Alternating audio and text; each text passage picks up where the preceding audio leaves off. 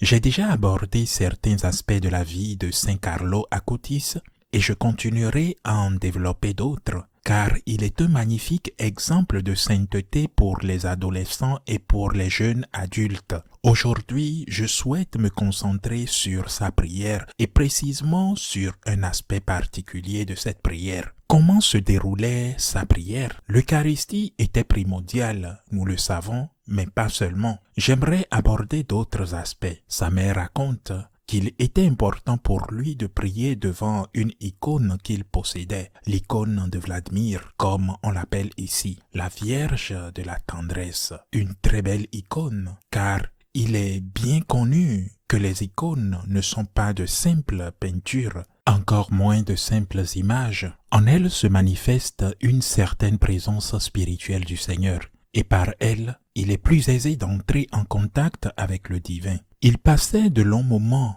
de silence devant cette icône de la Vierge Marie de tendresse pendant son enfance et s'entretenait avec la Sainte Vierge. Son amour pour la Vierge était extraordinaire, toujours, et c'est pourquoi il accordait une grande importance à la prière vocale, le Saint-Rosaire. Il récitait le chapelet chaque jour, 5 mystères par jour. Parfois, il y parvenait en une seule fois, parfois en plusieurs parties, en plusieurs étapes de la journée, parfois à l'église, parfois seul. Il avait lu quelque part que la prière était moins efficace seule qu'en groupe, mais il se souvient d'une parole de Saint Pio de Pietrelcina qu'il avait partagée avec l'un de ses amis, disciples, lorsqu'il lui avait posé cette question. Pourquoi ne priez-vous pas le chapelet avec votre ange gardien? Parlez-lui et vous prierez ensemble. Alors, Saint Carlo Acutis priait le chapelet chaque jour,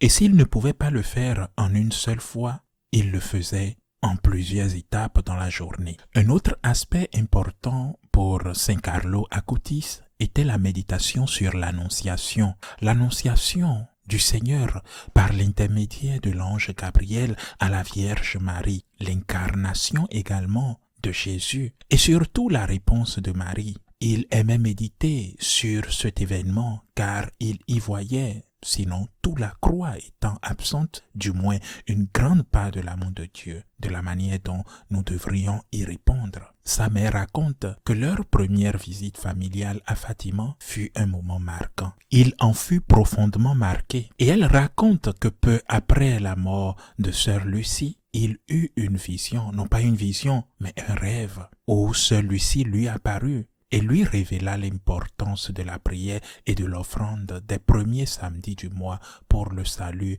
de son âme et des âmes de ses proches, ainsi que l'importance de la pénitence pour la conversion des pécheurs, à commencer par lui-même, et qu'il garda toujours cela à l'esprit.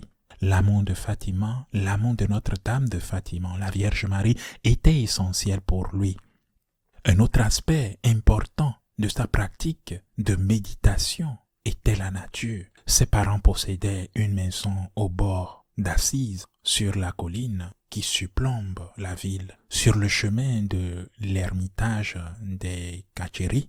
C'était une maison véritablement en pleine forêt où il passait du temps avec sa mère. Il aimait gravir seul la colline d'Assise, contemplant la nature et louant Saint François. Il aimait répéter une phrase de Saint François d'Assise qu'il avait faite sienne, « Mon Dieu est mon tout ». Il disait que pour que Dieu soit enfin tout pour lui, il devait consacrer beaucoup de temps à la prière afin qu'il ne subsiste plus aucune trace d'autre désir, seulement celui d'être uni à Dieu. Ainsi, la Vierge Marie, l'icône de Vladimir, l'Annonciation, Fatima, la prière du rosaire et la nature. Contempler la nature, louer Dieu pour la nature, rendre grâce à Dieu pour la nature, pour la création qu'il nous a donnée, afin qu'en fin de compte nous puissions dire, comme Saint François d'Assise, comme l'a souvent dit également Saint Carlo Acutis, que Dieu était tout pour eux. Que Dieu vous bénisse.